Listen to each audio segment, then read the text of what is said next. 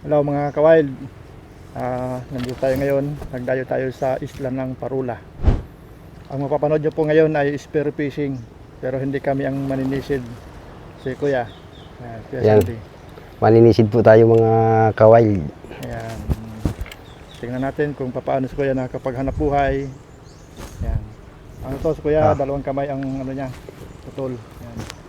Kaya makikita natin kung gaano kahusay siya sa pangingisda gamit ang kanyang pana.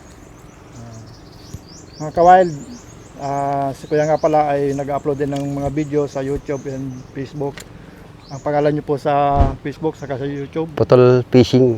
Putol Yan, Fishing. mga kaputol.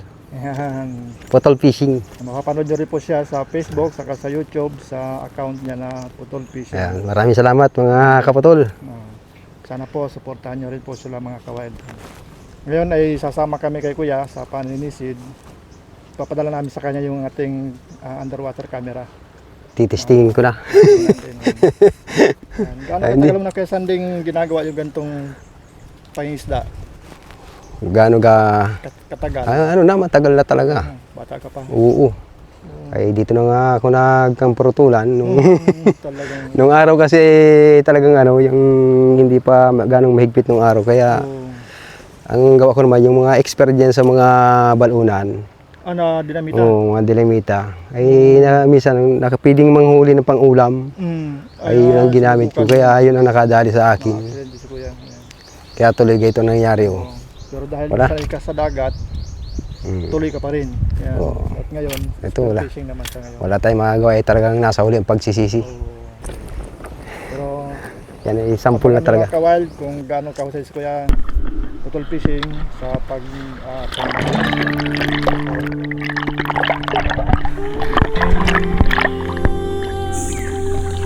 Palaging binabas noon si Kuya Sandy sa vlog niya dahil sa paggamit niya noon ng dinamita.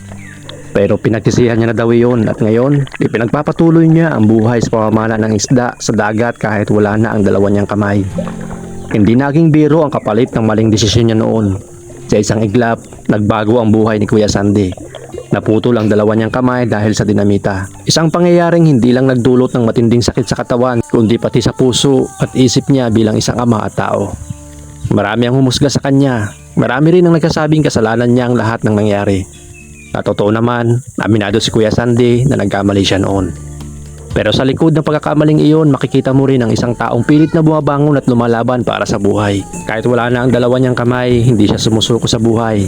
Araw-araw pa rin siyang sumisisid sa dagat, bitbit ang pana, ginagamit niya ang natitirang lakas at diskarte para manghuli ng isda. Hindi madali ang ginagawa ni Kuya Sandy.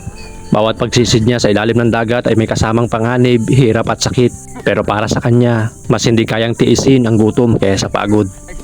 Habang pinapanood natin siyang lumangoy sa dagat, mahirap isipin kung paano niya nagagawang mamana ng isda sa kalagayan niya ngayon. Pero doon mo makikita ang tunay na tibay ng isang taong natutong magsisi at magsimulang muli.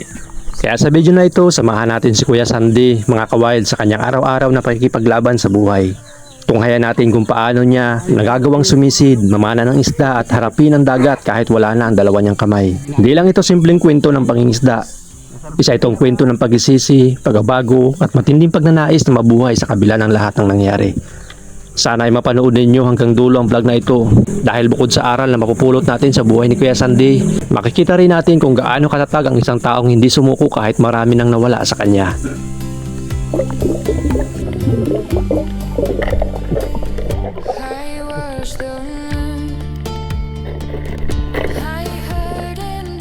Dito sa bak, ito yan.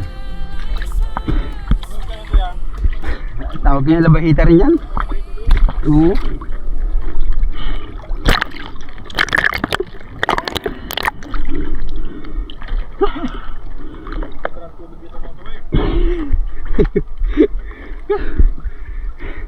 Sana dami sana mga ganyan. Mailap lang yung mga ganyan, ang hirap pa rin yan. Oo. Hindi ka talagang ibang... Yan mga ano yan, malilikot talaga yan, mga langgi talaga mahig yan. Hindi na steady sa butas. Maamula yung mga nasa butas. Pag wala man ako nakikita sa butas, yan yung pinapatulong ko na yan.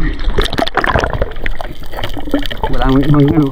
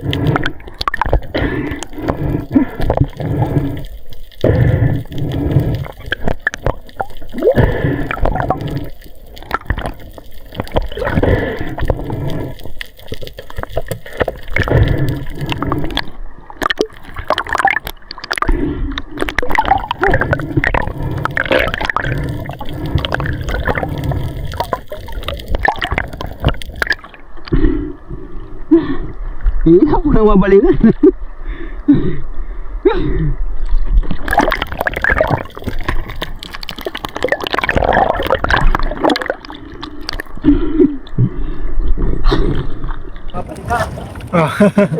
Pwede na yan. Yun.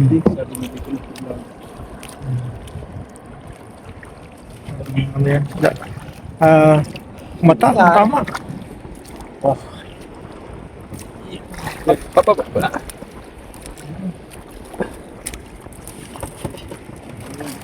Ganis lang yung mga kawal. Tinatawag din yan na pink buhangin. Dahil sa medyo nagkulay rusas na buhangin.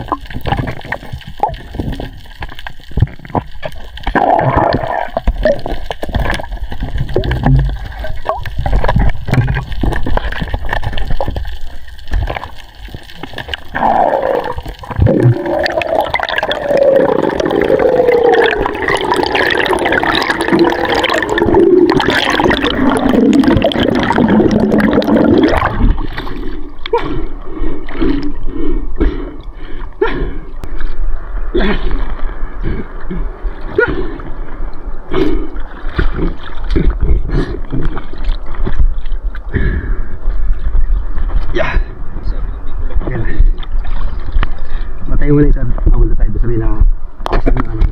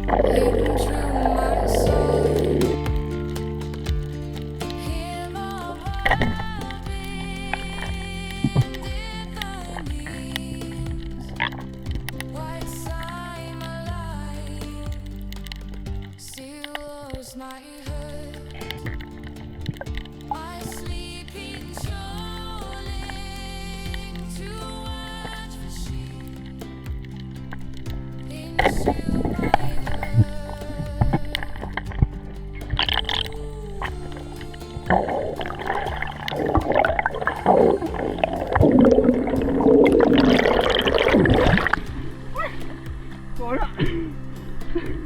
Lagi sana. Hindi kami tao. Sayang.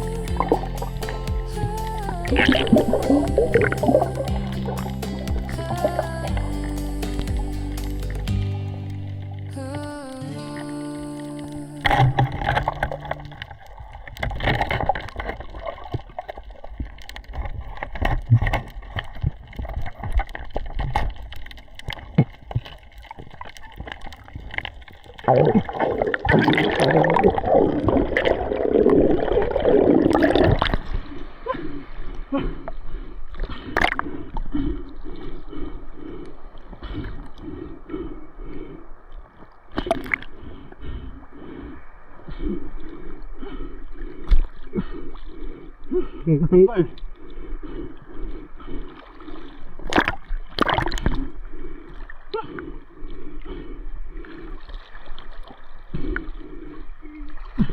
Sudah tunggal.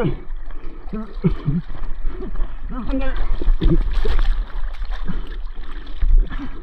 Agak tunggal. Lag.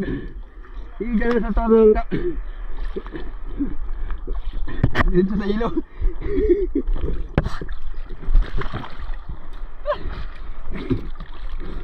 Lakas ang silig. Dalawang pinana ko ay puro alpas.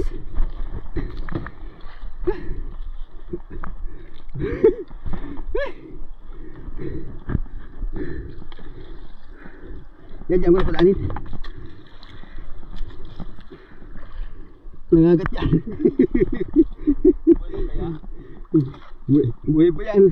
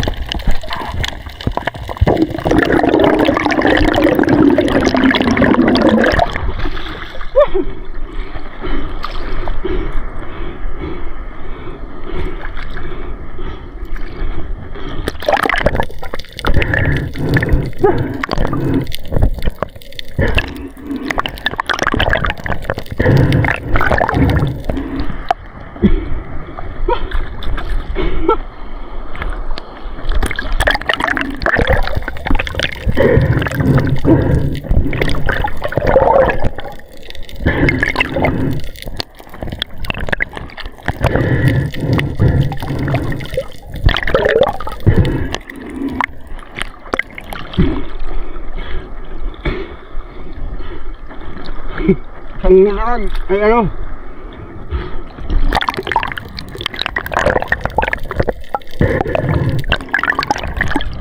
Bangaraw mo. Adyang mo pa. Ang lakas doon, hindi ka madali doon oh. Grabing silig.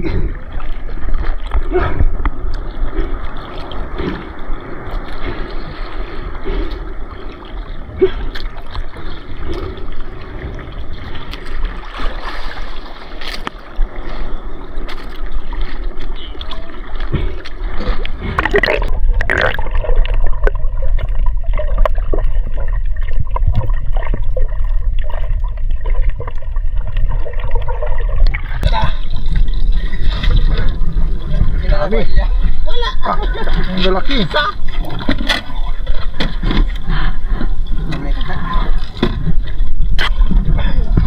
Dito sana sa ano? Una pinuntuhan, may ada ko laki yung gabi. Ano ba sabi ko nag-ano dubag ka? Buruhi pa, ano? Duling. Wala masalah mga tagaan. Bang tayo mga kawild ng Sea Urchin. Uhuy. Pamataba. Naninilaw. Taba. Naninilaw sa taba. Ah. Sanda, kinukutilyo mo. Nagkaarago na. Nagkaarago na mo. Ayun na eh. Oh, ay ito daw. Ang daling linisan yan. Matay. Bakit yung sadik ko sa di? Hindi, lapit ka dito at para malasahan naman yung mga kapatol. Matay ko sa di. Ay, di naman. Pa. Hindi na.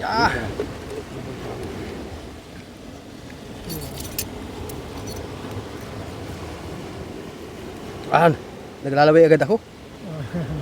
Hindi pa man lang ay.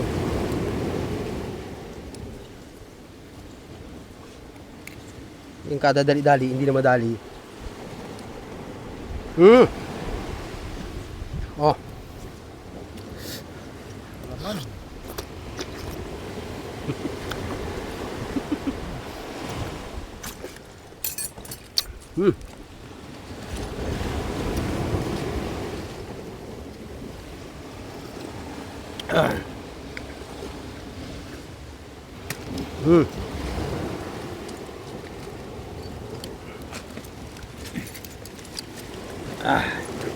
Sarap.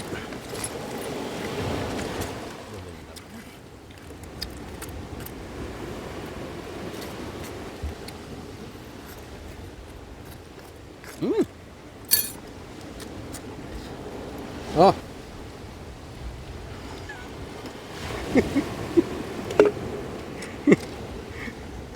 Oh. Sarap yun oh.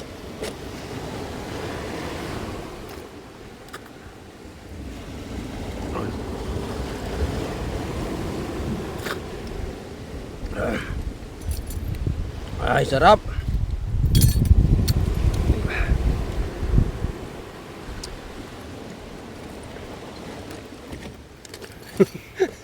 Pati mo na. Tignan natin mga kawild. Itong isang klase ng Sea Urchin.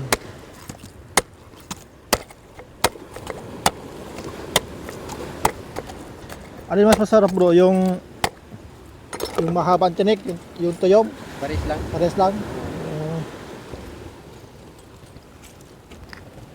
Mga kawild oh. Dami siyang laman. Tanggal ito.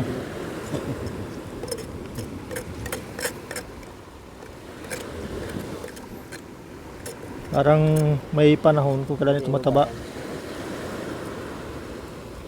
Parang kapag bilog ang buwan, mataba din ito.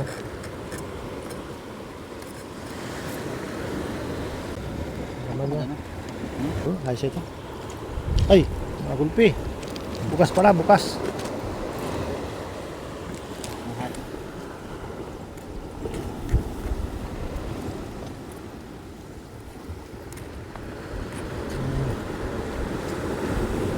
Matitikman natin ang kinulaw na sea urchin.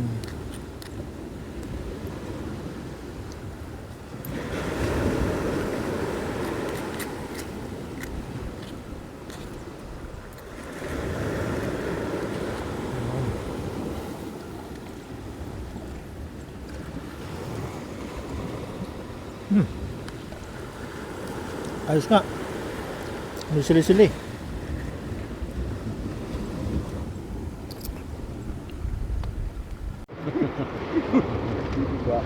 Kala mo pumalag ka pa rin. Na, pinaano.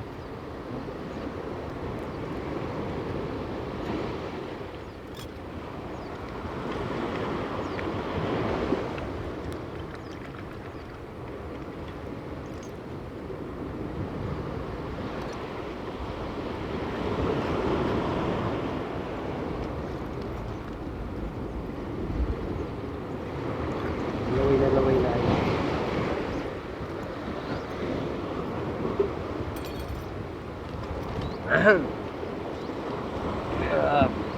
Ang mahiwagang suka.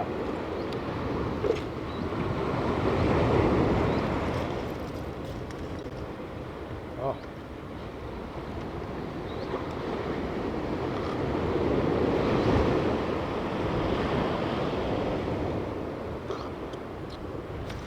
Ay.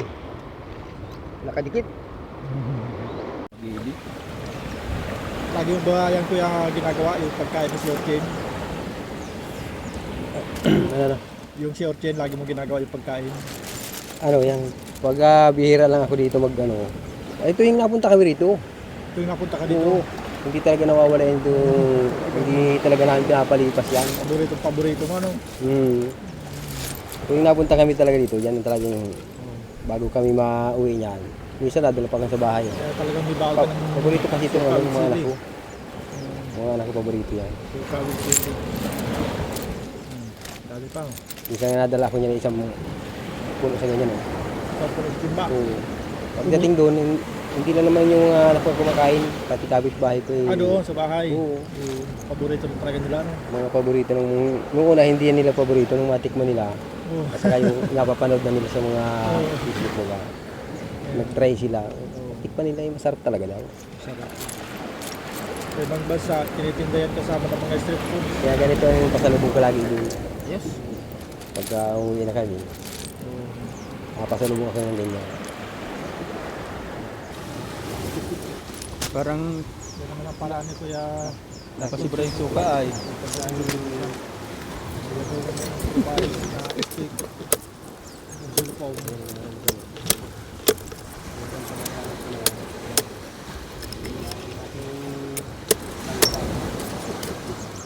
Kapag video siya, kahit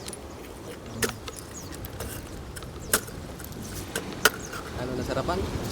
siya.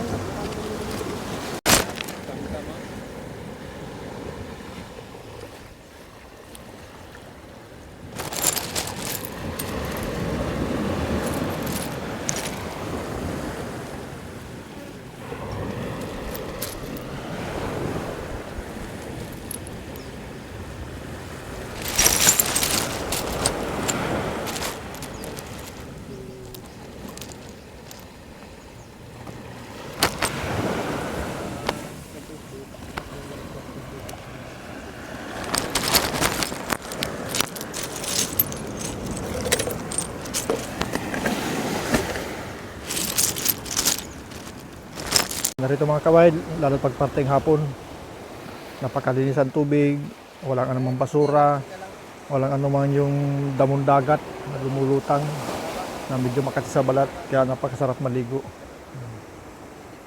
Paborito ni Kuya Putol Fishing Vlog yung sea urchin.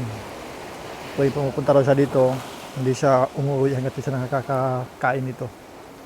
At nagdadala rin siya sa kanyang pamilya. Yan dami ang kinuha, meron pa sa timba. Saka yun yung minumukbang namin kanina.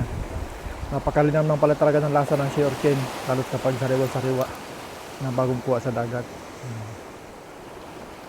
Nakita natin mga kawal yung paraan ni Putol Fishing Vlog sa pagpana.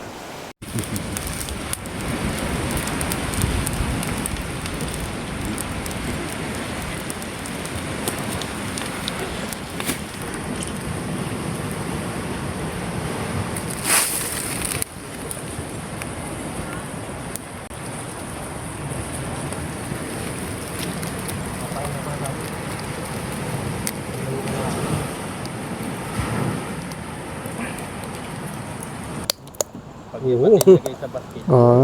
Patitikman yata kagad. Laman na. Dali na. Wow. Wow. Sarap. Fresh na fresh. Mhm. Laman na laman. Sama natin yan. Pinakurap. Kunti lang. Ito ang dabis dito.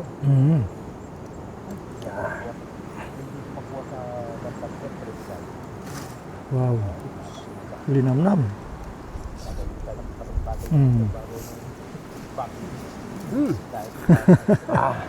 The best. Okay. Sarap. Meron na.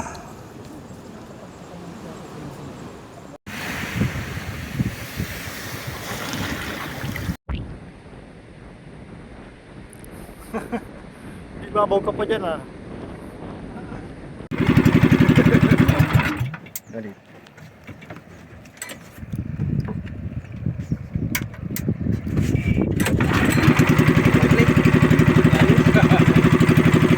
Maga mga kawin, nasikat pala yung araw.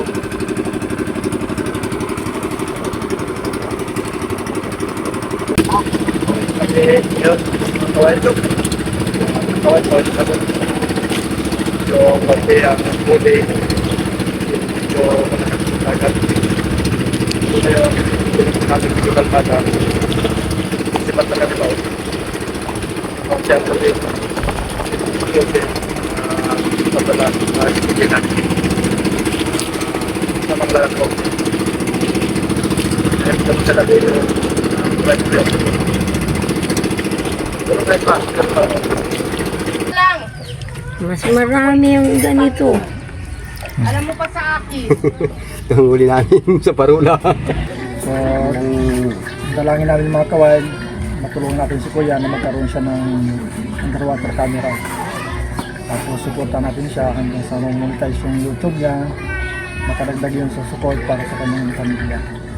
Maraming salamat Kuya sa pagpa-unlock na magkasama namin kayo. Sa collab. Meron kami kaunting tulong na ibibigay sa iyo pero siyempre hindi ganun pakalaki pagtyagaan mo na.